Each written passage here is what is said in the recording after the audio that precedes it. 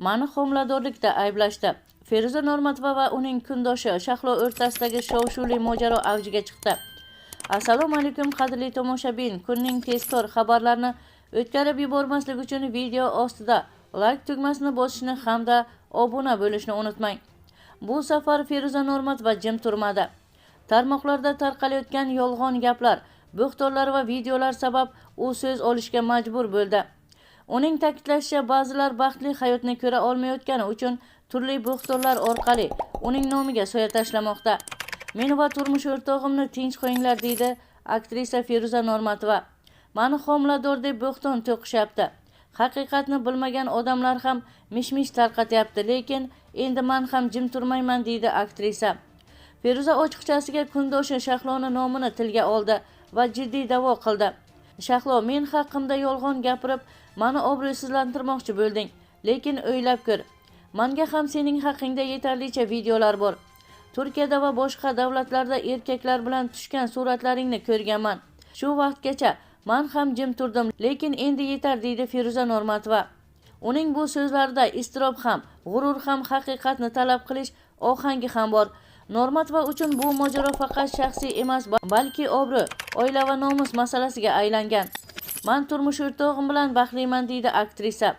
Istoriyamga qo'ygan videolarimni ko'rib, kimlarningdir ichi yonsa, bu mening aybim emas, deydi aktrisa. Men baxtli damlarimni yashirmayman.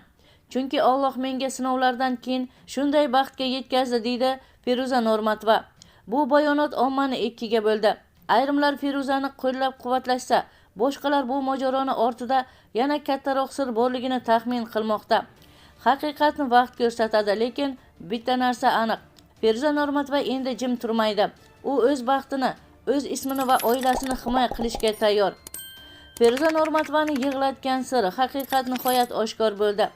So'nggi kunlarda ijtimoiy tarmoqlarda Feruza Normatovaning yig'lab chiqish qilgan videosi butun internetni portlatgan edi. Hamma bir savol bilan qoldi. Nima bo'ldi? Nega u jim tura olmadi?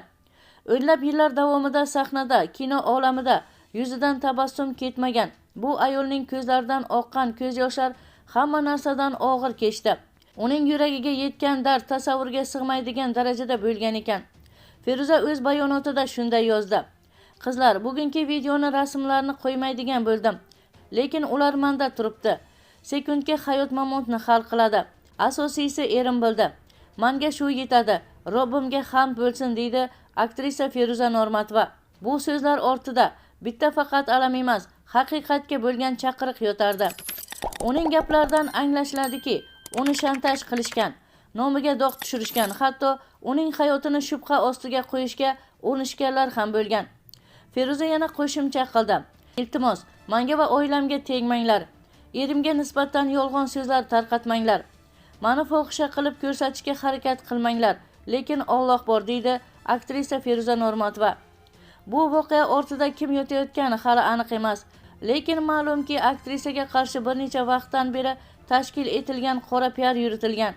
U haqida turli yolg'onlar tarqatilgan.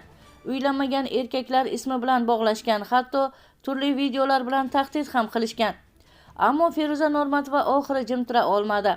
U yuragida yig'ilib qolgan og'riqni yig'lab chiqdi va ommaviy tarmoq orqali barchasini ochiq aytdi. Uning ko'z yoshlari internetni titratdi.